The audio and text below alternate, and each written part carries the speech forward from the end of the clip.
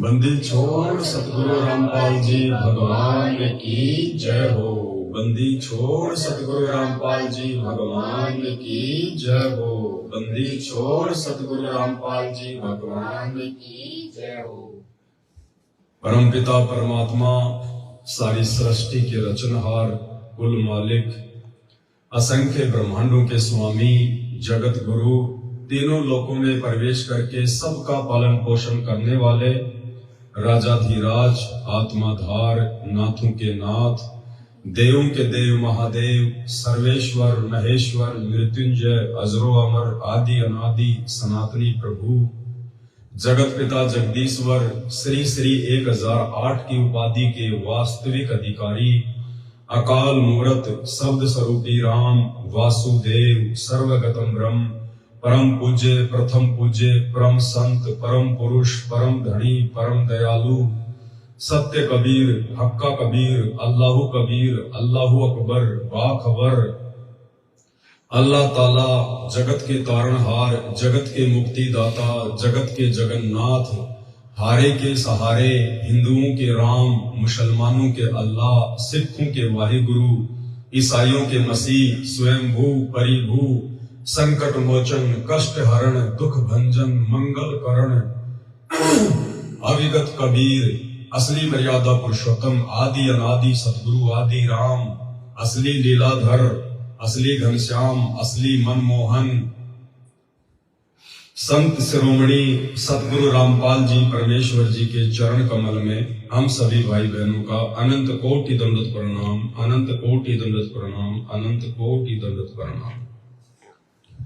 सत्साई भाई और बहनों, दया है परमपिता परमेश्वर जी की, गुरुदेव भगवान के शुभ आशीर्वाद से उनके चरण कमल में बैठ के, जहाँ पे परमात्मा जी का बेड लगा हुआ है, जहाँ परमात्मा का दरबार लगा हुआ है, और सभी सत्सेवक भाई बहनों ने, यानी जिन जिन पुण्यात्माओं ने अपने गुरुदेव भगवान की कबीर परमात्मा के रूप में पूर्ण पहचान कर ली है, उन सभी भाई बहनों ने यथासंभव और अपने अपने घरों पर अपनी सुविधा के अनुसार परमात्मा जी का बेड लगा दिया है, परमात्मा जी का दरबार सुसज्जित तरीके से लगा दिया है, और बिल्कुल शुद्धता और पवित्रता का ध्यान रखते हुए विधि विधान अनुसार परमात्मा को अपने घर पे ही प्रकट करके, घर पर ही विराजमान करके, और उनको प्रसन्न करने की दिशा में भक्ति भाव के साथ में आगे बढ़ रहे हैं। क्योंकि अब आने वाला समय विनाश का समय है, और वैसे भी हमें ना कहीं आने दिया जाएगा, ना कहीं जाने दिया जाएगा। 2020 का वो दिन हम याद करें जब एक अदृश्य छोटा सा कोरोना वायरस धरती पे आया, तो 3 या 4 महीनों के लिए पूरी दुनिया का चक्का जाम हो गया, पूरी दुनिया की अर्थव्यवस्था ठप हो गई, किसी को घर से बाहर नहीं निकलने दिया गया, आड़ोसी पड़ोसी भी आपस में मिलने से डरते थे कि कहीं एक दूसरे के संपर्क में आने से महामारी ना फैल जाए। तो भाई और बहनों, 2020 का समय तो एक ट्रेलर का समय था, पिक्चर तो अभी बाकी है।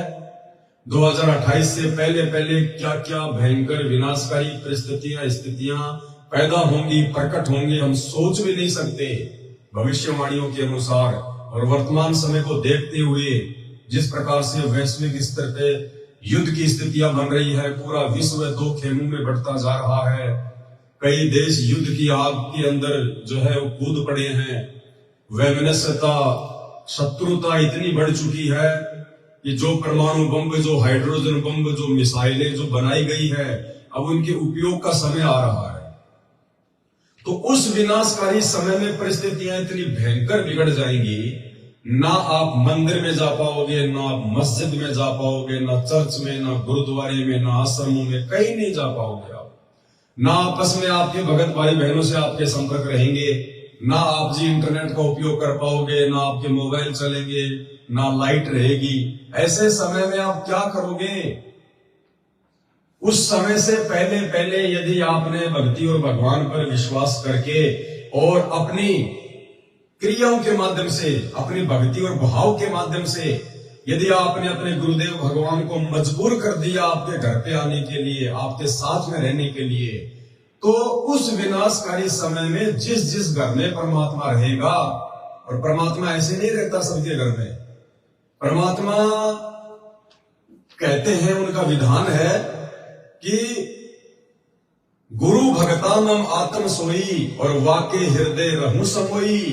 अपने आप को छुपाते हुए स्वयं वो परमात्मा जो है गुरु की भूमिका करता है, फिर वो गुरु रूप में आके फिर अपना विधान बताता है कि भगवान कहते हैं कि मैं तो उसी भगत के घर में और घट में विराजमान रहता हूं जो अपने गुरु को ही परमात्मा मानता है, जो गुरु को ही भगवान मानता है। गुरु के अलावा जिसके हृदय में और दूसरा नहीं समाता, मैं तो उसी के पास में रहता हूं और किसी के पास में नहीं रहता। ना मंदिर में, ना मस्जिद में, ना तीर्थ में, ना व्रतों में, ना आश्रमों में, कहीं नहीं, क्योंकि वो तो शब्द स्वरूपी राम है। वो तो घट घट में व्याप्त है, कण कण में विराजमान है। तो भाई और बहनों, अब वो समय आ गया है कि हम अपने भगवान को कस्तूरी वाले उस मूर्ख हिरण की तरह किसी आश्रम में, किसी मंदिर में, किसी मस्जिद में या किसी अन्य जगह पे देखकर अपनी अज्ञानता का परिचय देने के बजाय अब उस शब्द स्वरूपी राम को, जो उन्होंने हमें भक्ति दे दी, मर्यादा दे दी, जिस वचन पर चलने के लिए हमें जो है उन्होंने प्रेरित कर दिया, आदेशित कर दिया, हम उन सभी क्रियाओं को, पांचों यज्ञों को सही प्रकार से निभाकर अपने गुरुदेव को इतना जो है वो प्रसन्न करें, राजी करें कि ये एक नुक्ता बन जाए। और कहते नुक्ते ऊपर रिजे गारे कोटि कर्म जल जा तुम्हारे। तो मजबूरन परमेश्वर को आपके घर पे आके बैठना पड़ेगा, क्योंकि उनका विधान है कि भगत के वश में है भगवान, भगत के वश में है भगवान। लेकिन वो उसी भगत के वश में होता है जो वास्तव में गुरु का असली भगत होता है, जो गुरु के प्रति अन्य किसी में परमात्मा नहीं देखता, भगवान नहीं देखता, जो गुरु के अलावा अन्य किसी को अपना समर्पण नहीं करता, गुरु के अलावा अन्य किसी को दंडवत नहीं करता, जिसके मन मंदिर में अपने गुरुदेव की मूर्ति समाई रहती है, छाई रहती है। ऐसे मर्यादित भक्तों के साथ में परमात्मा साईं की तरह रहता है। जो बच्चा गऊ की नजर में, यूं साईं को संत भक्तों के पीछे फिरे वो भगत वत्सल भगवंत। तो ये भगत वत्सल भगवंत परम पूज्य सतगुरु रामपाल जी भगवान, जिसको दुनिया भूली बैठी है, ये अपने उन मर्यादित भक्तों के साथ में उस गाय की तरह नजर रखते हैं कि मेरे बच्चे को कोई चोट ना लग जाए, कोई देव इनको परेशान ना कर दे, कोई सांसारिक कोई दुष्ट व्यक्ति इनको हानि ना पहुंचाते, इनको चोट ना पहुंचाते, इनको दुखी ना करते। तो भाइयों और बहनों, परमेश्वर कहते हैं मोको कहां ढूंढे रे बंदे, मैं तो तेरे पास में। अरे आज तो साक्षात हमें वो परमात्मा मिल गया जिस परमात्मा के लिए हम असंख्य युगों से भटक रहे थे, उन्हें मंदिर मस्जिद पहाड़ों पे खोज रहे थे।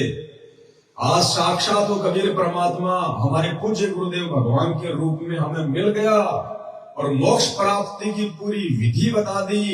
आरती, सत्संग, सुमरण, पांचों यज्ञ, सब कुछ बता दिया परमात्मा ने।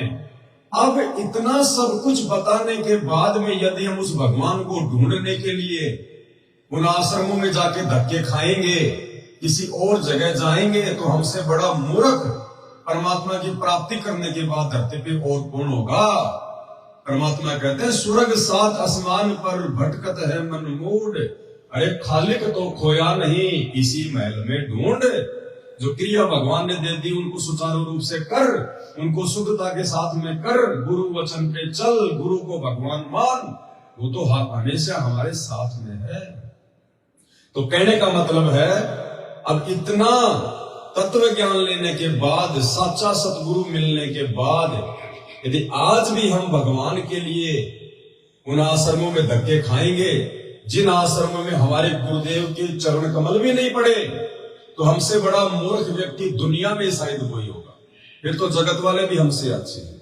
तो कहने का मतलब है अब 2028 का जो विनाशकारी समय चल रहा है, आने वाले 2-4 वर्षों में जो तांडव मचने वाला है, जिसकी शुरुआत हो चुकी है, उस समय यदि आप अपना बचाव चाहते हो, अपने परिवार का बचाव चाहते हो, तो भाई और बहनों, आपने अपने गुरुजी को अपने नजदीक लेके आना पड़ेगा।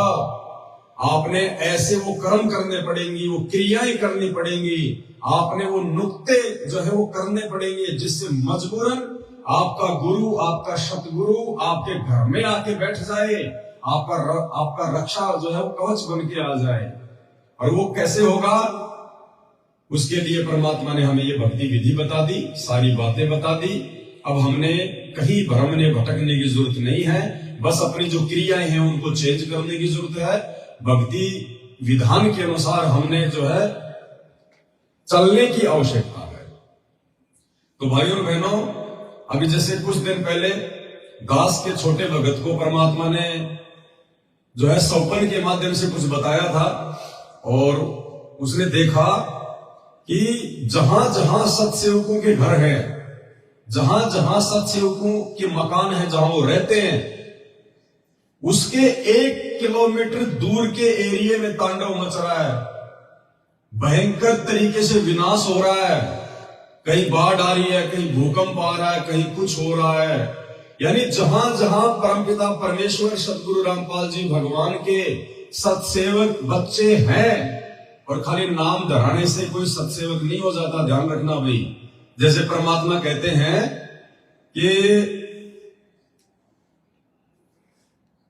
भाई दासा तन नेड़े नहीं, नेड़े मानी नजदीक, कि दासा तन नेड़े नहीं और नाम धरावे दास, और पानी के पिए बिना भाई कैसे बुझेगी प्यास। तो खाली सत्सेवक नाम रखवाने से परमात्मा ये ना सोचना कि उसकी रक्षा करेंगे, उसके साथ में रहेंगे, नहीं। सत्य सेवक का मतलब होता है सच्चा भगत। और सच्चा भगत कौन होगा? सच्चा भगत वो होगा जो सबसे पहली कंडीशन है कि अपने गुरु को ही अपना बाप मानेगा। वो हाथ अपना रख दे सिर पर जिसने मान गुरु को बाप लिया। तो उस विनाशकारी समय में यदि हमने बचना है, तो अब हमने भगवान को अपने और अपने घर के अलावा किसी और जगह नहीं देखना, नहीं ढूंढना। और जब हम अपने घर में अपने गुरु जी को विराजमान कर लेंगे, जब हमें विश्वास हो जाएगा कि परमात्मा मेरे साथ में है, मेरे घर पे है, तो भाई और बहनों, जब परमात्मा साथ में भी है, घर पे भी है, तो भाई और बहनों फिर परमात्मा आराम भी करेगा, परमात्मा भोजन भी करेगा, परमात्मा बैठेगा भी, परमात्मा नहाएगा भी, सारे काम करेंगे परमात्मा। तो अब हमने परमात्मा के लिए, क्योंकि देखो हमें जो भी कुछ दे रखा हो, किसने दे रखा है? हमें परमात्मा ने तो दे रखा है। राजाओं को राज, सेठों को व्यापार है, काल को 21 ब्रह्मांड, 33 करोड़ देव देवताओं को देव पद, और तीनों लोकों में प्रवेश करके सबका भरण पोषण कौन कर रहा है? ये परमपिता परमात्मा सतगुरु रामपाल जी भगवान। तो जब हमने घर में अपने भगवान को प्रकट कर लिया, विराजमान कर लिया, तो भाई और बहनों, हमने फिर परमात्मा के साथ में परमात्मा की तरह व्यवहार करना पड़ेगा। फिर फॉर्मेलिटी नहीं चलेगी कि आपने एक छोटा सा जगह पे दरबार बना दिया और उसी में दिया जला दिया है। अब बताइए छोटे से दरबार में कैसे तो गुरुजी आपका भोजन बैठ के खाएंगे, कैसे गुरुजी आराम करेंगे, हैं? तो जो भी आपको भगवान ने दे रखा है, चाहे एक कमरा दे रखा आपको परमात्मा ने, उस एक कमरे के एक कोने में परमात्मा का बेड लगाइए, चाहे छोटा ही बेड लगाइए, चाहे दीवान लगाइए, 3x5 का लगाइए, कोई दिक्कत नहीं है। सबसे पहले परमात्मा, प्रथम परमात्मा उस घर में, जैसे हमारे बुजुर्ग माता पिता होते हैं, हम सबसे पहले उन्हीं को देते हैं पूरा का पूरा सम्मान। घर में खाना बनता है, सबसे पहले अपने माँ बाप को खिलाते हैं, उनकी सेवा करते हैं, उनके पास में बैठेंगे, मन की बात करेंगे, हर प्रकार से उनका ध्यान रखेंगे, नहाने का, खाने का, पीने का, सर्दी गर्मी के वस्त्रों का, चप्पल जूतों का, हर चीज का हम ध्यान रखते नहीं रखते? अरे भगवान ना मानो, कम से कम अपना बूढ़ा बाप मान के उनको अपने घर में जगह दे के देखो एक बार, वो तो इतने में भी प्रसन्न हो जाएगा। अभी 2-3 दिन पहले गुजरात के मेहसाणा में सात संगति थी, और उस सात संगति से 10-15 दिन पहले ही परमात्मा ने दास को निमित्त बना के संगत में संदेशा भिजवा दिया था कि भाई और बहनों, 8 साल हो चुकी है, 27 साल से तो भगवान ने समझाने में कोई कमी नहीं छोड़ी, और फिर भी कुछ कमी रह गई यदि हम नहीं समझ पाए, क्योंकि परमात्मा के सत्संग तो बहुत गहरे हैं, गूढ़ ज्ञान युक्त हैं। तो परमात्मा ने उनका सरलीकरण करवा के, उनको सरल करवा के और साध संगति के माध्यम से छोटी छोटी बातें भगत समाज तक वीडियो बना के पहुंचा दी। यानी हर चीज से परमात्मा ने हमारे को परिचित करवा दिया। और दास ने कहा था कि भाई अब आगे दास तो कहीं साध संगति में जाएगा नहीं, क्योंकि दास का मकसद कोई अपना स्वार्थ नहीं है, कोई सेना जोड़ने का नहीं है, कोई भगत इकट्ठे करने का नहीं है। दास का मकसद केवल इतना था कि परमात्मा ने दास को निमित्त बना के दास को आदेशित किया। दास ने अपने बाप के वचन की पालना की। मैंने खुद भी भक्ति की, मैंने खुद भी मर्यादा में रहने का मैंने प्रयास किया, मैंने खुद भी बहुत कुछ सीखा साध संगति से। और आप सभी भाई बहनों को उन सभी बातों से परिचित करवा दिया जाए जिन बातों की जानकारी ना होने के चलते हमारी भक्ति नहीं बन रही, हमारे भाव नहीं बन रहे, हम गुरु को भगवान नहीं मान पा रहे, हम गुरु के नजदीक नहीं जा पा रहे। तो 8 साल से जो आवश्यक था, जितना जरूरी था, उससे कहीं ज्यादा भक्ति की खुराक परमात्मा ने अपनी विशेष आत्माओं को साध संगति के माध्यम से दिलवा दी। अब भाई आगे साध संगतियों में आने जाने की, फालतू में अपना समय बर्बाद करने की आवश्यकता नहीं है। अब यदि आवश्यकता है तो आने वाले विनाशकारी समय को और अपने आत्म कल्याण को देखते हुए जो हमने भगवान से सीखा है, जो हमने साध संगति से सीखा है, अब उसके ऊपर अमल करके हमने ज्यादा से ज्यादा भक्ति करके अपने आप को शुद्ध करके जो है पवित्र करके मर्यादाओं में रह के हमने गुरुदेव को प्रसन्न करना है। ऐसा नहीं है कि जब हम साध संगति में जाते थे तो भगवान साध संगति में आएगा। भगवान तो हर जगह सर्वत्र है परमात्मा, लेकिन हमें उसको पकड़ने की सही प्रकार से वो क्रियाएं, वो विधि भी मालूम थी कि परमात्मा जो है वो प्रसन्न कैसे हो। देखो भक्ति तो सभी कर रहे हैं, भक्ति तो जो मर्यादा जिन्होंने तोड़ रखी है उन आश्रमों में जा जाके राजनीतियां कर करके वो भी बेचारे भक्ति में लगे हुए हैं, और भक्ति आप और हम भी कर रहे हैं। लेकिन परमात्मा क्या कह रहे हैं, तू ये ना सोचना कि तू तेरी भक्ति से पार हो जाएगा। गुरुदेव कहते हैं तेरे जैसे लाखों लाखों साल माला फेर के चले गए गधे की योनि में घूम रहे हैं। कहते हैं इन बातों के पाइए, कहते हैं तू सोचे कि मैं मेरी भक्ति से पार हो जाऊंगा, मैं तो बहुत बड़ा भगत हूं, मैं जो है दिन में 4 माला करता हूं, मैं ये करता हूं। तो परमात्मा कहते हैं इन बातों के पाइए कर सतगुरु नजर निहाल। अपने सतगुरु को नजर निहाल कर। और सतगुरु नजर निहाल कब होगा, वो प्रसन्न कब होगा, जब हम सतगुरु को प्रसन्न करेंगे विशेष क्रियाओं के माध्यम से। तो ये विशेष जो क्रियाएं हैं, अपने गुरुदेव को भगवान मानना सबसे पहले ये विशेष क्रिया है। क्योंकि आज से पहले तो हम गुरु को भगवान ही नहीं मान पा रहे थे। गुरु जी को तो खाली हम कबीर जी का चेला, कबीर जी का दास, कबीर जी का हंस, कबीर जी का भेजा हुआ, उनका अवतार, उनका प्रतिनिधि, यानी बहुत छोटा मान रहे थे। हम अपने गुरुदेव भगवान को दाढ़ी मूंछ वाली कबीर जी की फोटो के चरणों में बैठा रखे थे। कहां मान रहे थे हम गुरु को भगवान। अगर गुरु को भगवान मानते तो दाढ़ी मूंछ वाली फोटो के सिर पे बैठाते। परमात्मा कहते सतगुरु तिलक अजप्पा माला। सतगुरु तिलक यानी जो तिलक होता है वो यहां लगाया जाता है माथे पे सबसे ऊपर, यानी सतगुरु को सबसे प्रथम रखना चाहिए। पूजनीय होता है सतगुरु, सतगुरु से बढ़ के दूसरा कोई पूजनीय नहीं होता। और तुम लोग तो भाई नामदान केंद्रों पे जा जाके सुबह 5 बजे सत्संग सुनते हो, ये हिसार जेल से लाइव करते हैं गुरु जी। तो तुम सीखा क्या तुमने उन सत्संगों से? अरे उन सत्संगों में सबसे पहले क्या बताया जाता है, गुरु समान नहीं दाता रे जग में, गुरु समान नहीं दाता, गुरु समान नहीं दाता रे जग में, गुरु समान नहीं दाता। सबसे पहले परमात्मा कहते हैं कि गुरु के समान दूसरा कोई दाता यानी भगवान दुनिया में नहीं है, संसार में नहीं है। और उसके बावजूद भी तुम उन आश्रमों में जाते हो, वहां पे दाढ़ी मूंछ वाले काल्पनिक निर्जीव फोटो को, मुर्दा फोटो को, जो ना चल सकती, ना बोल सकती, ना देख सकती, ना आशीर्वाद दे सकती, उस फोटो को भोग लगाते हो अपने गुरु भगवान को छोड़ के। रोज नित्य नियम में पढ़ते हो, गुरु सेवै कोई चक्र सयाना, गुरु पढ़तर कोई और न आना। अरे जब गुरु के समान कोई और है ही नहीं तो भाई फिर तुम क्या कर रहे हो?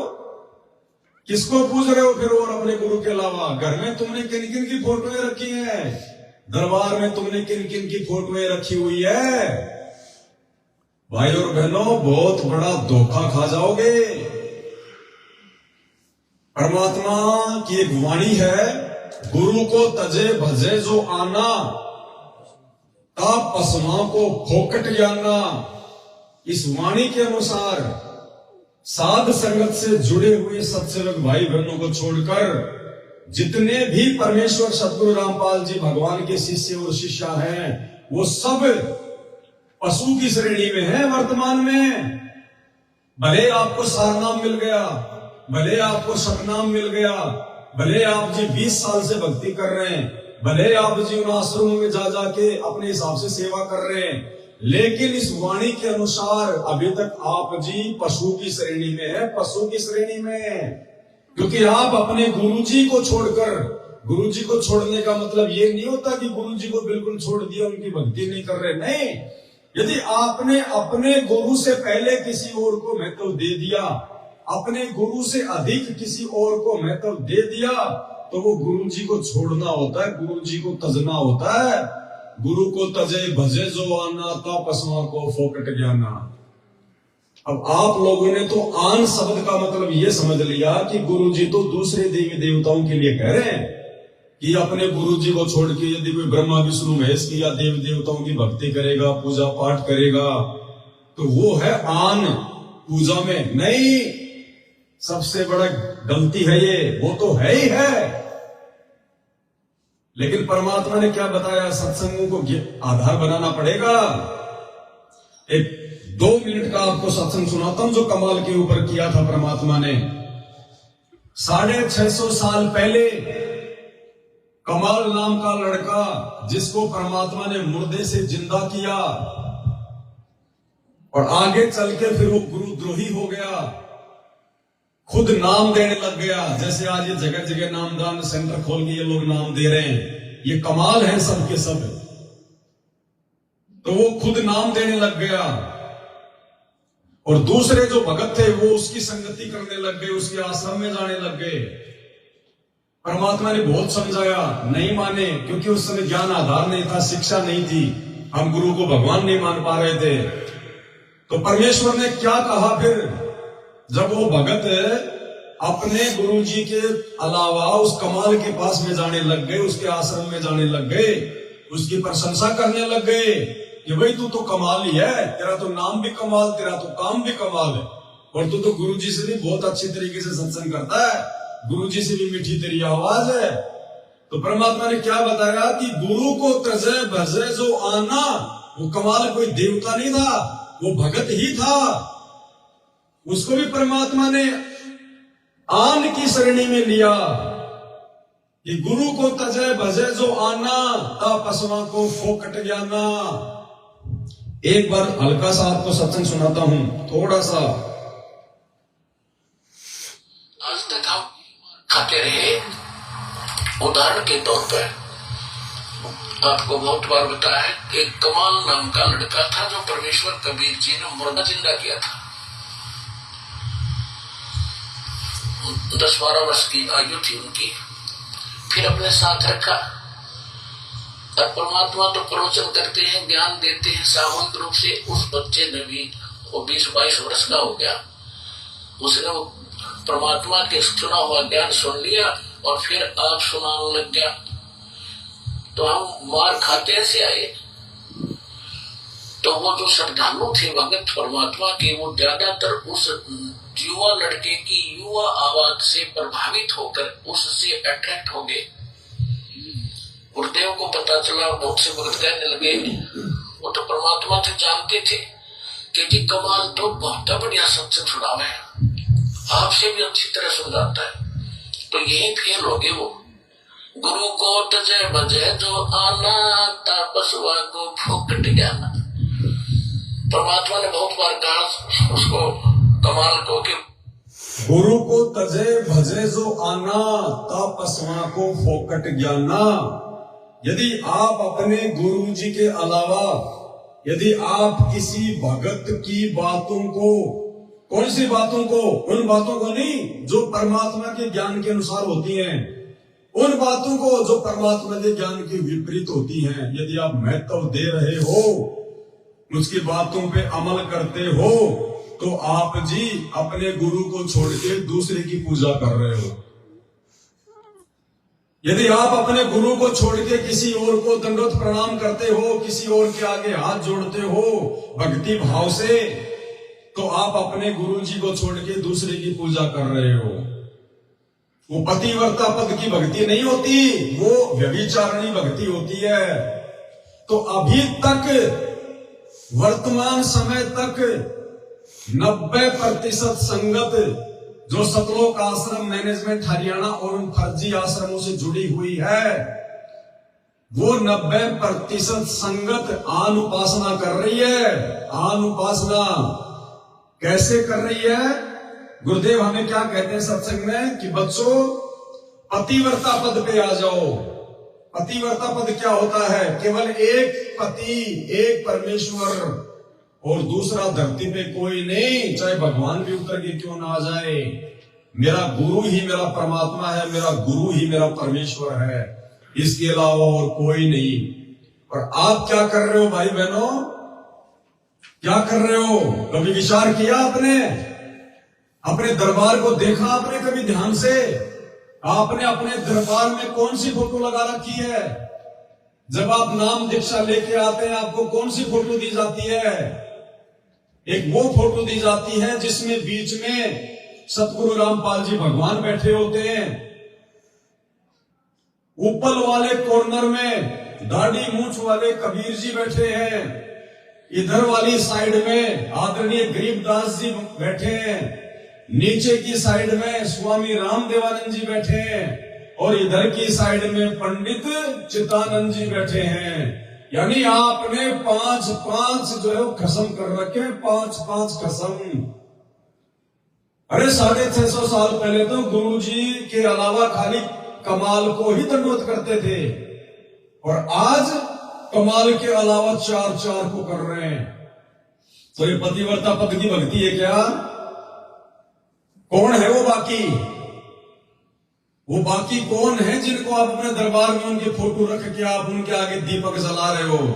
अरे दीपक किसके आगे जलाया जाता है? अपने भगवान के, अपने गुरुदेव भगवान के।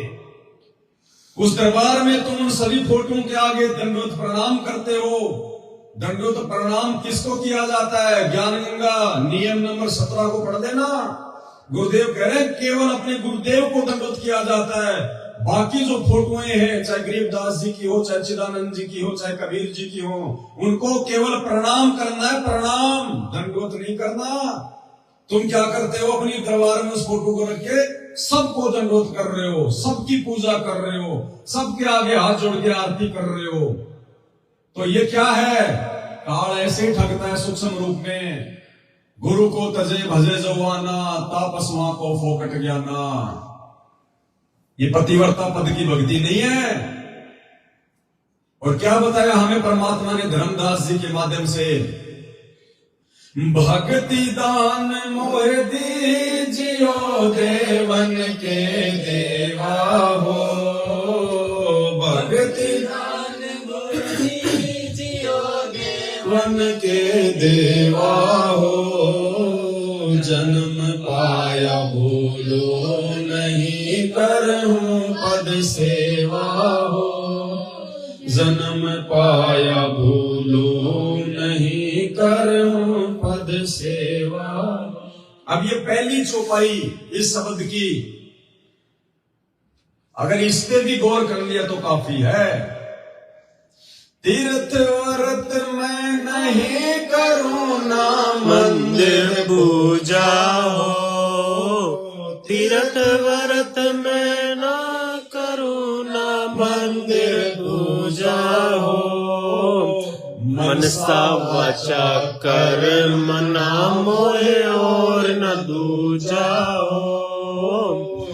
मनसा वाचा कर्मणा मोह और न दूजा हो।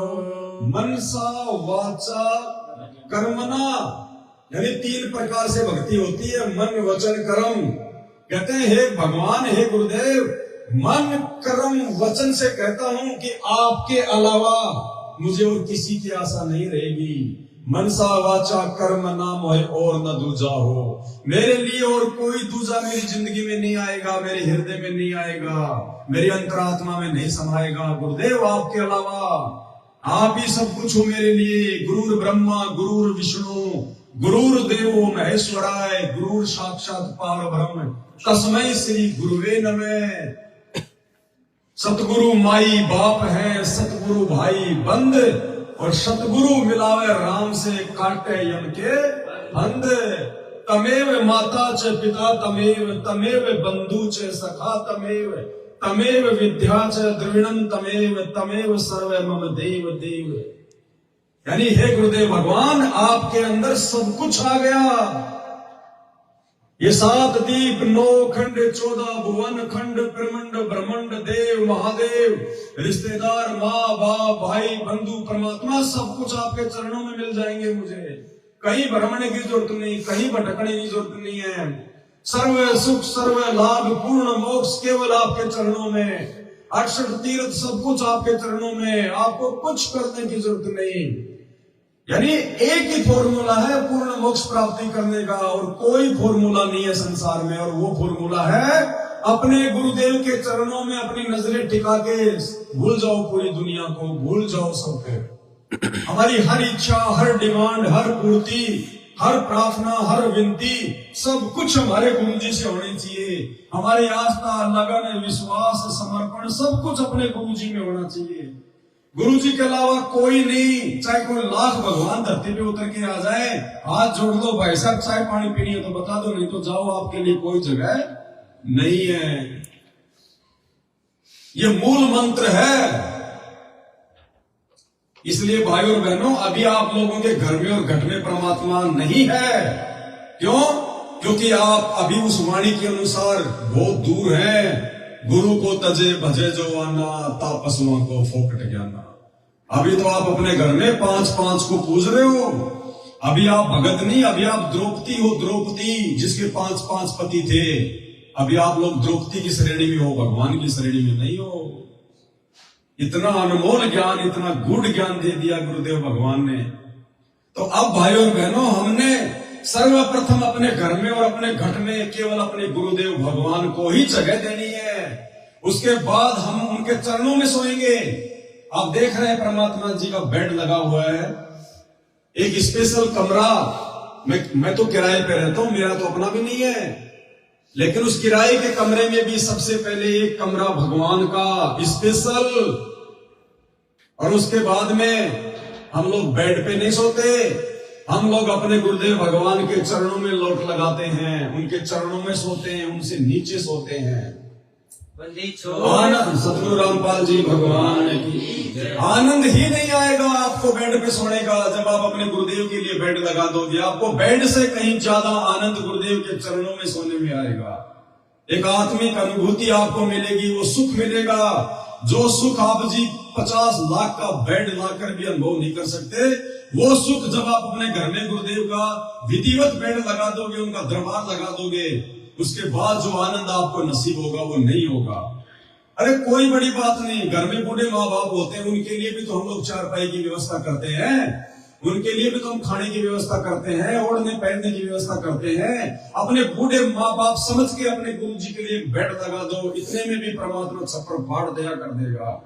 और दूसरा, वो गुजरात वाली सत्संगति जो 4-5 दिन पहले थी, तो गुजरात के ही धर्मपुर से एक सत्सेवक भाई, उनकी भक्तमती और 5-7 भगत उनके साथ में वो सत्संगति में गए हुए थे। और दास ने उससे पहले ही 10-15 दिन पहले सभी भाई बहनों को मैसेज वगैरह डाल दिए थे कि भाई अब कहीं भ्रमने भटकने की जरूरत नहीं है। घटी ही में गंगा, घटी ही में जमुना, घटी ही में सतगुरु रामपाल जी जगदीश। अब कहीं भ्रमणे की जरूरत नहीं है, अब भगवान तुम्हारे घर पे आएगा। तो वो नहीं ध्यान दे पाए और वो गुजरात की सात संगति में वो चले गए। अब देखो भाई और बहनों, जिनको परमात्मा ने काल के जाल से निकालना होगा, जिनके अंदर भक्ति और श्रद्धा जो है वो पैदा करनी होगी, अपनी विशेष आत्माओं को परमात्मा किसी न किसी माध्यम से जगाता है। कहते हैं ना, शरण पड़े को गुरु संभाले, जान के बालक भोला रे, कहे कबीर तुम चरण चित राखो, जो सुई मैं गौरा रे। तो अपनी भोली आत्माओं को, अपनी अच्छी आत्माओं को, गुरु को भगवान मानने वाली आत्माओं को परमात्मा सोल छल छिद्र करके उनको सही रास्ते पे लेके आता है, उनको पतिव्रता पद पे लेके आता है। तो वहां पे भोग की आरती से पहले संध्या आरती चल रही थी। जैसे संध्या आरती आदि हुई, उस बहन को पीछे से आवाज लगाई परमात्मा सतगुरु रामपाल जी भगवान ने। एक बार तो उसने ध्यान नहीं दिया, दोबारा फिर उसको परमात्मा ने पुकारा, फिर उसने पीछे मुड़ के देखा तो पूज्य गुरुदेव भगवान सतगुरु रामपाल जी खड़े गेट पे। वो बहन एकदम से थोड़ा सा सहम गई कि भाई ये क्या।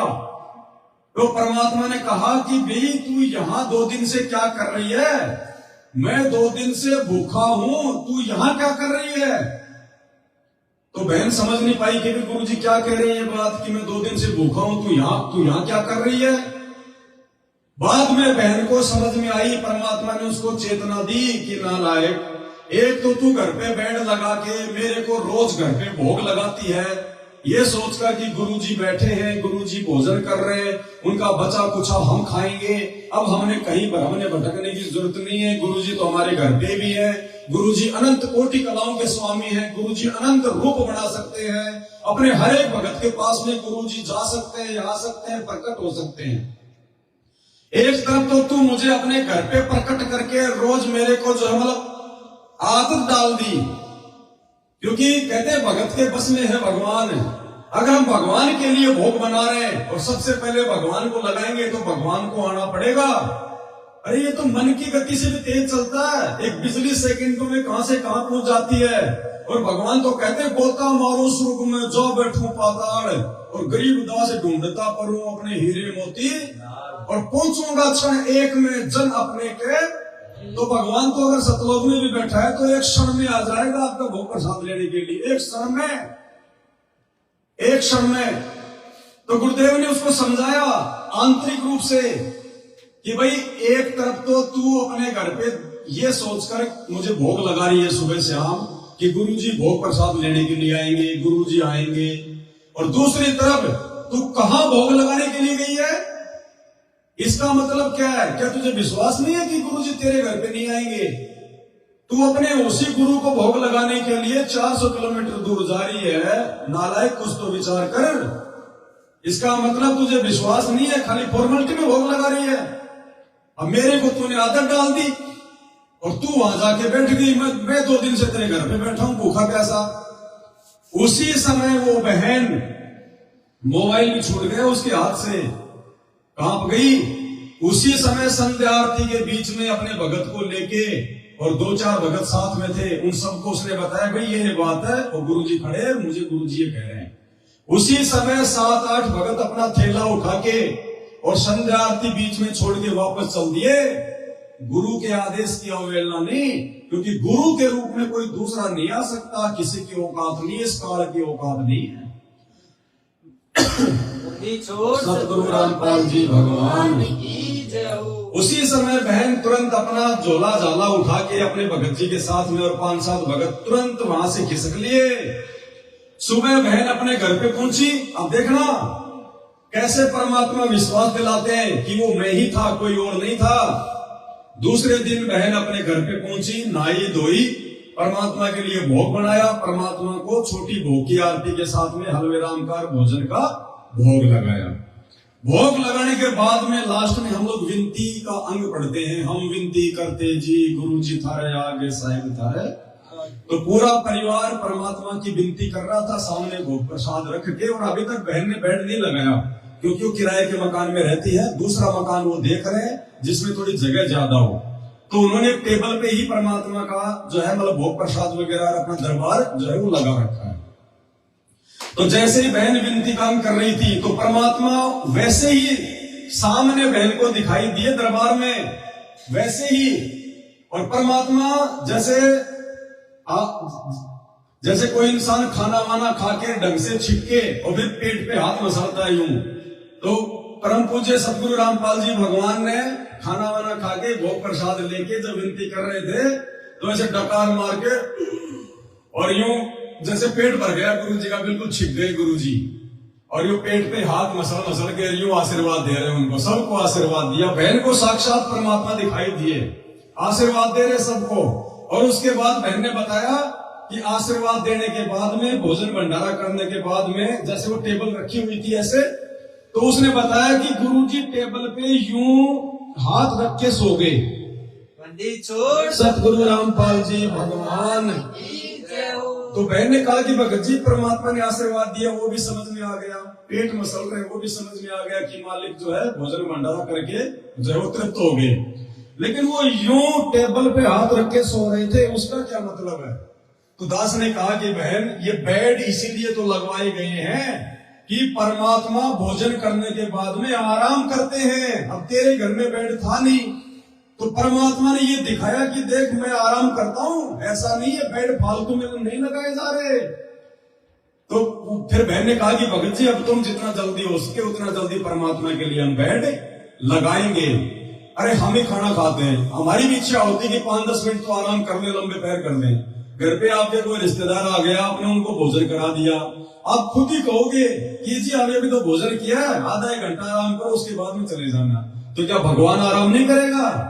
लेकिन कहां करेगा? जगह दिखाई देगी तब करेगा ना।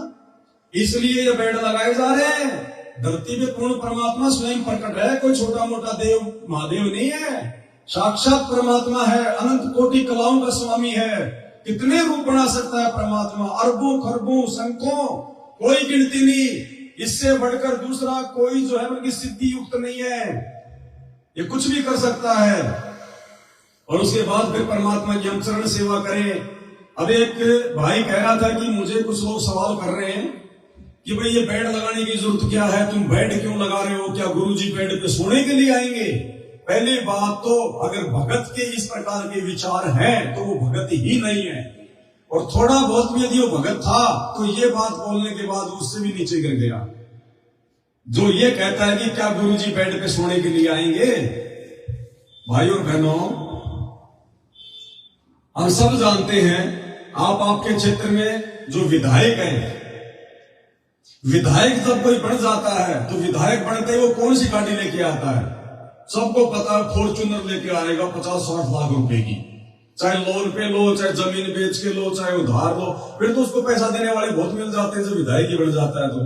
तो सबसे पहले वो 50 लाख की फॉर्च्यूनर गाड़ी लेके आएगा, वो विधायक है। अब वो विधायक यदि कहीं जा रहा है और रास्ते में उसकी गाड़ी खराब हो गई तो क्या वो जो सरकार की तरफ से जो बसें चलाई जाती है, जो रोडवेज, क्या वो उस बस में बैठ के जाएगा? नहीं बैठेगा।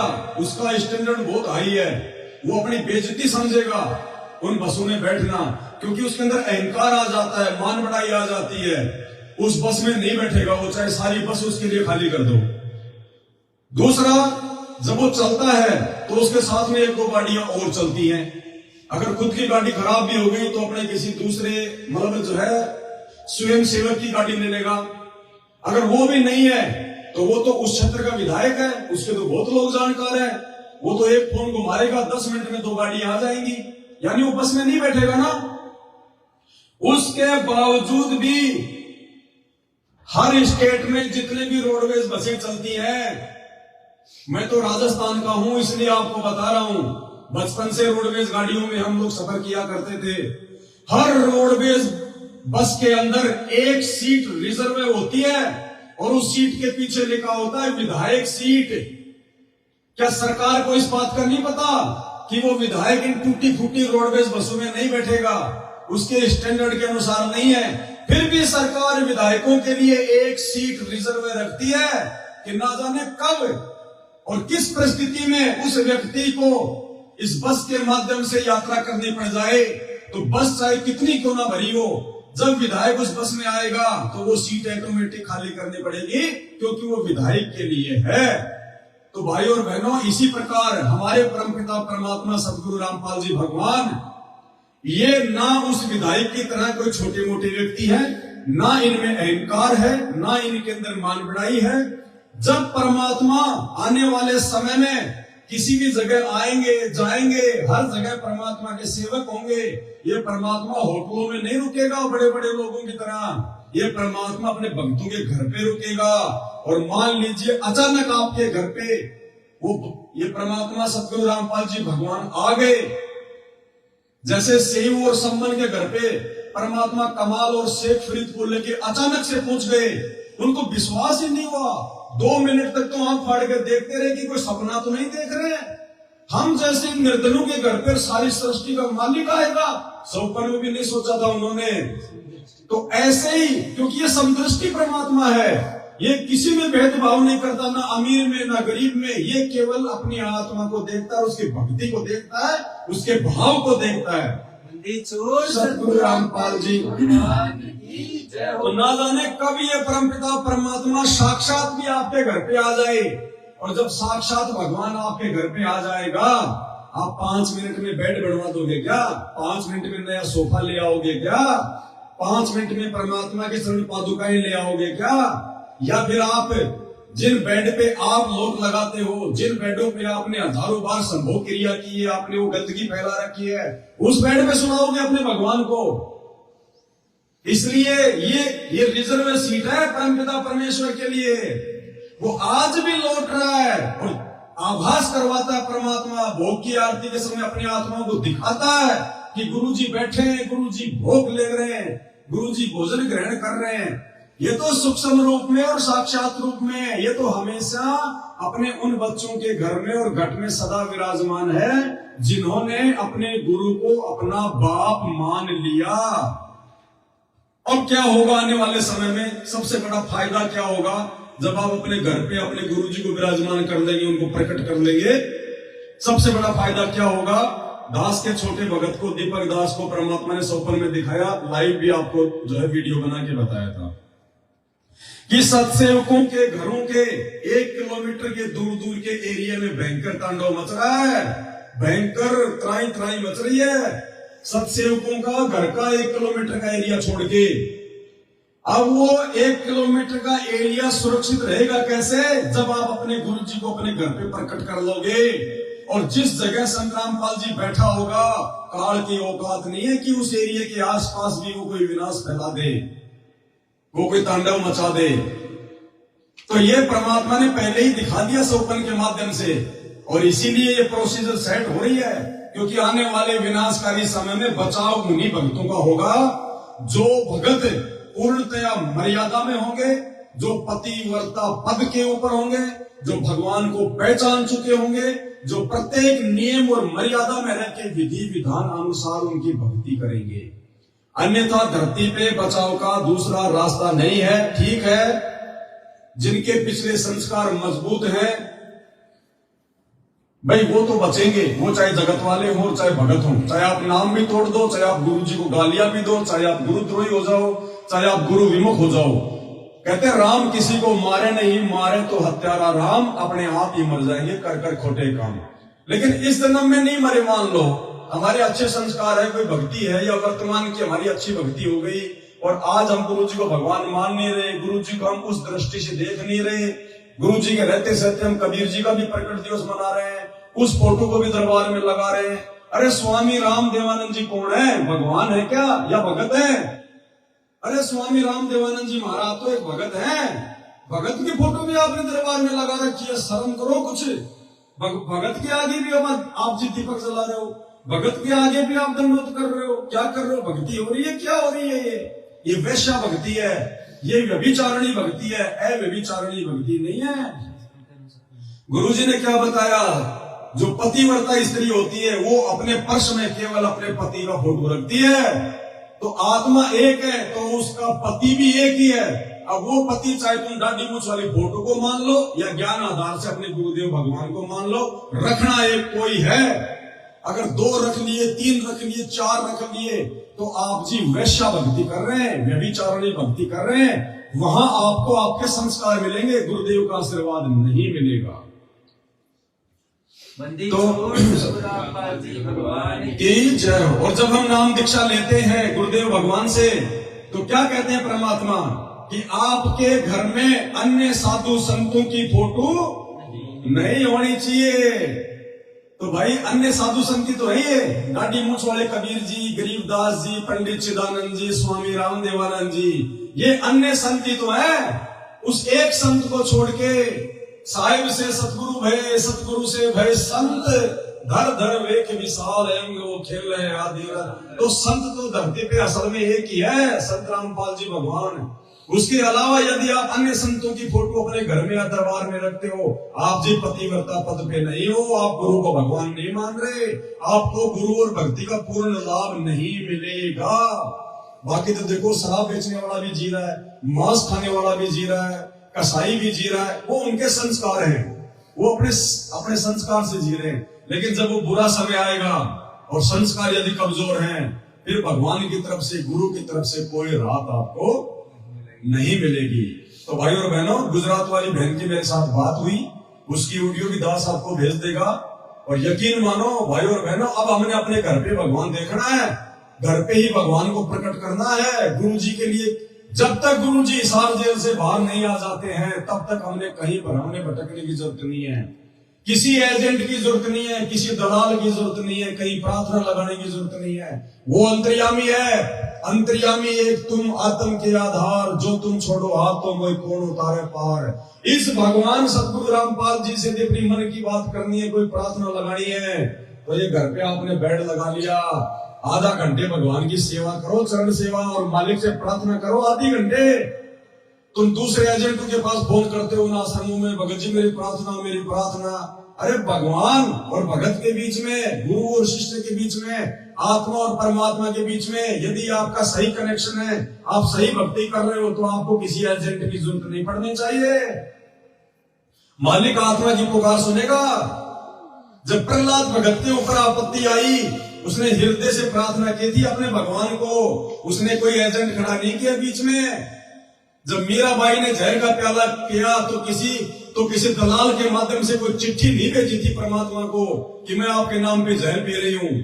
और कटीरी पक्षी महाभारत के उसमें युद्ध में उसने हृदय से पुकार की थी कि परमात्मा मेरे अंडों की रक्षा करो। वो तो जानती भी नहीं थी कौन भगवान है, लेकिन आत्मा से पुकार की तो परमात्मा ने सुनी और इंद्र के हाथी का घंटा तोड़ के महाभारत के युद्ध में अंडों के ऊपर डाला। सारी सेना मर गई, लेकिन वो परमात्मा ने टकीरी के बच्चों की रक्षा करी। अरे आज भी तो वही भगवान है साक्षात धरती पे। और सबसे बड़ा सौभाग्य, ना मीरा उस समय उनकी शरण में थी, ना वो प्रहलाद उनकी शरण में था, ना वो टटीरी उनकी शरण में थी। उसके बावजूद परमात्मा ने जब सच्चे हृदय से पुकार करी, आत्मा से पुकार करी, तो उनकी रक्षा की। आज तो साक्षात वो भगवान हमारे सतगुरु के रूप में धरती पे प्रकट है, और हम तो विधि विधान अनुसार उनकी भक्ति कर रहे हैं। आज तो परमात्मा मालिक कहते, मेरे पर की पावड़ी वाके तन को चाम, सपने में बहराई कहे जे कोई कहिए राम, वाक्य पक्की पावड़ी मेरे तन को।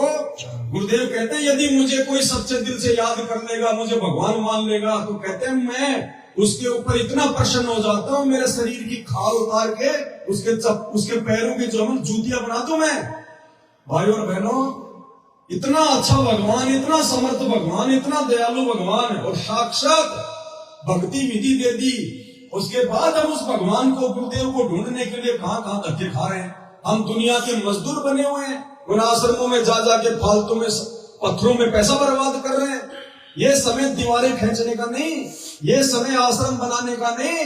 अरे पूरा संसार आश्रम है भगवान का, घर घर आश्रम बना दिए भगवान ने। उन आश्रमों में जाके सीमेंट की बोरियां उठा के अपना समय बर्बाद मत करो, मर्यादा मत तोड़ो। ये समय भक्ति करके मर्यादा निभा के आने वाले विनाशकारी समय से पहले अपने बचाव का, और पूर्ण परमात्मा को पूर्ण रूप से प्रसन्न करके और अपनी आत्मा को उद्धार करवाने का है। मजदूर मत बनो किसी के, मजदूर बनो अपने भगवान के। भगवान की सेवा करो, बेड लगाओ, दरबार लगाओ, सुबह शाम भगवान की जो है चरणों की सेवा करो, भगवान को भोग लगाओ, अपने मन की बात अपने भगवान के साथ बैठ के उनके चरण दबाते हुए करो। जैसे हम सत्सेवकों की सुन रहा है, 8 साल से किसी का बाल तक बाका नहीं हुआ, और तुमसे ऊपर जा रहे हैं हर दिन भक्ति में, हर दिन भक्ति भाव में तुमसे ऊपर जा रहे हैं। क्यों? क्योंकि हमने अपने गुरु को ही भगवान मान लिया। और जो अपने गुरु को भगवान मान लेता है तो गुरु जी को मजबूरन उस घर में आना पड़ेगा, उस भगत के साथ में रहना पड़ेगा। जब आप जी पतिव्रता पद पे आ जाओगे तो गुरुदेव कहते हैं पतिव्रता जमीन पर ज्यों ज्यों धर है पाव, समृत झाड़ू देत है ना कांटा लग जाए। इन आश्रमों में आते जाते समय सैकड़ों लोग मरते हैं इनके समागमों में। 12 लोग महाराष्ट्र से 2 बसें भर के आई, राजस्थान के नागौर में हिसार तारीखों पे जाते समय उन बसों का एक्सीडेंट हुआ, 12 भगत एक दिन में मर गए। उन आश्रमों में, धनाना आश्रम में काम चल रहा, 3 भगत मिट्टी की ट्रॉली के नीचे दब के मर गए। आते जाते समय कितने लोग मरते हैं एक्सीडेंट में, कहां भगवान का आशीर्वाद है? अरे हिसार जेल से ऑडियो आ रही है, क्या कह रहे हैं गुरु जी? अभी 7 नंबर का ऑडियो सुनना, उसका लास्ट में क्या कह रहे हैं कि पुण्यात्माओं तुम्हें वो नाम दे दिया, वो मंत्र दे दिया, तुम्हें काल भी नहीं छू सकता। और क्या कर रहा है वो काल? तुम्हारी चोटी पकड़ पकड़ के ले जा रहा है, चोटी पकड़ पकड़ के, क्योंकि नाम का जाप तो तुम कर रहे हो, लेकिन तुम्हें मर्यादा में गुरु जी का परिवार नहीं रहने देता, तुम्हें मर्यादाओं में नहीं रहने देता। और मर्यादा नहीं है तो भक्ति नहीं है, जब प्रेज नहीं है तो इलाज भी सक्सेस नहीं होगा। तो भाई और बहनों, आप धोखा ना खाओ। भगवान घर पे है, घट में है, विधि विधान अनुसार परमात्मा का बेड लगाओ। और जो भाई बहन अपने घर पे बेड नहीं लगा पा रहे, उनकी मजबूरी है, घर में अकेले उपदेशी है या जगह नहीं है, उसका पति विरोध में है, तो कोई बात नहीं, इसमें मन छोटा करने की जरूरत नहीं है। सुबह शाम जैसा भी एकांत में घर के एक कोने में शांति से एक तकिया अपने सामने रख के, आंखें बंद करके, और भगवान के उच्चारण कमल समझ के दबाओ। परमात्मा तो उसमें भी प्रसन्न है। और जिसकी व्यवस्था है तो फिर विधि विधान से करो भाई और बहनों। अपने बाप को, हम जमीन पे सोएंगे, अपने बाप को अच्छी से अच्छी जगह पे सुलाएंगे। हम नीचे जो है वो दरी बिछा के सोएंगे, 500 रुपए का जो है गद्दा बिछा के सोएंगे, लेकिन अपने भगवान के लिए हम अपनी औकात से बाहर अच्छे से अच्छा लेके आएंगे। भगवान के चरण पादुका लाओ, विधि विधान से काम होगा फिर सारा। ये सोच के कि मेरा बाप है, बाप सुबह उठेगा तो चप्पल भी पहनेगा, बाप सुबह उठेगा तो बाथरूम में भी जाएगा, बाथरूम में बाप को जो है कि टॉवेल भी चाहिए, बाप को साबुन तेल ब्रश भी चाहिए, बाप को सब कुछ चाहिए, उसको कपड़े भी चाहिए रोज उसको पहनने के लिए। बाप है तो बाप के पास में हम बैठेंगे, अपने मन की बात करेंगे, बाप के जो है उनके पैर भी दबाएंगे, सारे काम करेंगे। अरे गुरु ना समझो, भगवान ना समझे, बाप समझ के भी रिहर्सल शुरू तो करो, परमात्मा भंडारे भर देगा। ये वो समर्थ है, अन्यथा भाव नहीं बढ़ेंगे। ये नुक्ते ऊपर रिझेगा, ये भक्ति से नहीं रिझेगा। भक्ति तो दुनिया कर रही है, भक्ति दुनिया सतयुग से कर रही है, ये नुक्ते पे रुझेगा। भक्ति भी करनी पड़ेगी, साथ में कोई ऐसा नुक्ता जैसे सेव और सम्मन का नुक्ता, भगवान को भोजन कराने के लिए नेकी ने और सम्मन ने अपने बेटे की गर्दन काट दी, वो है नुक्ता। लेकिन भगवान कहते हैं कि तुम्हें वो जो है वो गर्दन काटने की जरूरत नहीं है, तुम तो अपनी गर्दन समर्पण कर दो। समर्पण करने का मतलब अपने गुरुदेव को ही सब कुछ मान लो, उनके हर एक वचन में चलो, उनके 21 सूत्रीय नियमों का पालन करो, वो तो इतने में भी प्रसन्न हो जाएगा। तो भाई और बहनों, अब हमने गलती नहीं करनी, और अब परमपिता परमेश्वर जी की महिमा में सभी भाई बहन मिलकर एक शब्द गाते हैं, उसके बाद आज का लाइव समाप्त करेंगे। बंदी छोड़ सतगुरु रामपाल जी भगवान की जय हो। बंदी छोड़ सतगुरु रामपाल जी भगवान की जय हो। बंदी छोड़ सतगुरु रामपाल जी भगवान की जय हो। जो दुनिया रचने वाले हैं वो गुरु जी दाना वाले हैं, जो दुनिया रचने वाले हैं दाना वाले, जो भगतों के रखवाले हैं वो गुरु जी दाना वाले हैं, जो भगतों के रखवाले दाना वाले हैं, जो 2 लाख बालद ल्याए थे काशी में संत जिमाए थे, जो 9 लाख बालद ल्याए थे काशी में,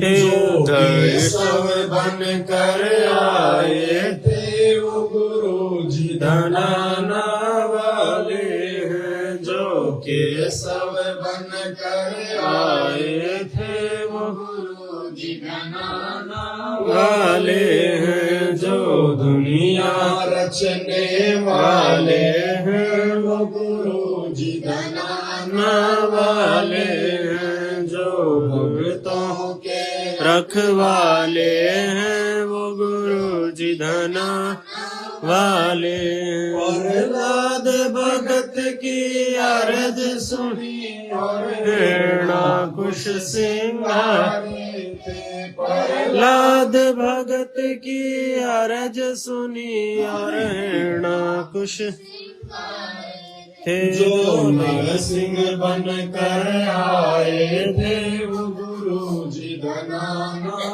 वाले हैं। जो नरसिंह बन कर आए थे वो गुरु जी धना वाले हैं। जो दुनिया रचने वाले हैं वो गुरु जी धनाना वाले हैं। जो भक्तों के रखवाले हैं वो गुरु जी धनाना वाले हैं। जो सामन के घर आए थे, सेऊ संग भोजन पाए। जो समन के घर आए थे, सेऊ संग भोजन पाए। जो नर पर शीस चढ़ाए थे वो गुरु जी धनाना वाले हैं। जो धड़ पर शीस वो गुरु जी धनाना वाले हैं। जो दुनिया रचने वाले हैं वो गुरु जी धनाना वाले। जो धड़तों के रखवाले हैं वो गुरु जी धनाना वाले हैं। जो नरसिंह जी के आए थे, ज्योति का भात भराए थे। जो नरसिंह जी के आए थे, ज्योति का भात भराए थे। जो कृष्ण बन कर आए थे वो गुरु जी धनाना वाले। जो कृष्ण बन कर आए थे धनाना वाले हैं। जो दुनिया रचने वाले हैं वो गुरु जी वाले हैं। जो दुर्तों के रखवाले वो गुरु जी धनाना वाले हैं। जो साधु बन कर आए थे और बीज का भोजन पाए थे। जो साधु बन कर आए थे और बीज का भोजन पाए। जो धना का खेत निप जाए थे वो गुरु जी धनाना वाले हैं। जो धना का खेत निप जाए थे वो गुरु जी धना न वाले हैं। जो दुनिया रचने वाले है वो गुरु जी धनाना वाले हैं। जो भक्तों के रखवाले हैं वो गुरु जी वाले हैं। जो सतयुग में भी आए थे और मनु को वेद पढ़ाए थे। जो सतयुग युग में भी आए थे और मनु को वेद पढ़ाए थे। जो ब्रह्मदेव कहलाए थे गुरु जी धनाना वाले हैं। जो वामदेव कहलाए थे वो गुरु जी धनाना वाले। जो दुनिया रचने वाले हैं वो गुरु जी धनाना वाले हैं। जो भक्तों के रखवाले हैं वो वाले हैं। जो त्रेता युग में आए थे नूर नील के गुरु कहाए थे। जो त्रेता युग में आए थे नल नील के काए थे। जो के उनसे तू बनवाए थे वो गुरु जी धनाना वाले हैं। जो राम से तू बनवाए वाए थे वो गुरु जी धनाना वाले हैं। जो दुनिया या रचने वाले हैं वो गुरु जी धनाना वाले हैं। जो भक्तों के रखवाले वो गुरु जी धनाना जो द्वापर में भी आए थे पांडवों का संग रचाए थे। जो द्वापर में भी आए थे पांडवों का संग बजाए थे। घर विदुर के भोजन पाए थे वो गुरु जी धनाना वाले हैं। घर विदुर के भोजन पाए थे वो गुरु जी धनाना वाले हैं। जो दुनिया रचने हैं वो गुरु जी धनाना वाले हैं। जो भक्तों के रखवाले हैं वो गुरु जी धनाना जो लहर तारा में आए थे जुल्हा के पूत कहाए थे। जो लहर तारा में आए थे जुल्हा के पूत कहाए। मगर में खेल रचाए थे वो गुरु जी धनाना वाले हैं। मगर में खेल रचाए ये थे वो गुरु जी धनाना वाले हैं। जो दुनिया रचने वाले ले हैं वो गुरु जी धनाना वाले हैं। जो दुर्गतों के रखवाले हैं वो गुरु जी धनाना वाले हैं। जो ग्रंथ को रचने आए थे बलराम की गऊ चराए थे। जो ग्रंथ को रचने आए थे बलराम की गऊ चराए थे। जो राम गरीब रखवाए थे वो गुरु जी धनाना वाले हैं। जो नाम गरीब रखवाए थे वो गुरु जी धनाना वाले हैं। जो भक्तों के रखवाले हैं वो गुरु जी धनाना वाले हैं। जो दुनिया रचने वो गुरु जी धनाना जो साध संगत में आते हैं वही जान गुरु को पाते हैं। जो साध संगत में आते हैं वही जान गुरु को पाते हैं। फिर मिलकर भोग लगाते हैं। सतगुरु को खूब जाते हैं फिर मिलकर कर भोग लगा गाते हैं। सतगुरु को खूब हैं। जो दुनिया रचने वाले हैं वो गुरु जी धनाना वाले हैं। जो भक्तों के रखवाले वो गुरु जी धनाना वाले हैं। जो घट घट रमने वाले हैं वो गुरु जी धनाना वाले हैं। जो कण कण बसने वाले हैं वो गुरु जी धनाना वाले हैं। जो गढ़ में बसने वाले हैं वो गुरु जी धनाना वाले हैं। बंदी छोड़ सतगुरु रामपाल जी भगवान की जय हो। बंदी छोड़ सतगुरु रामपाल जी भगवान जय हो। बंदी छोड़ सतगुरु रामपाल जी भगवान की जय हो। सत साहिब।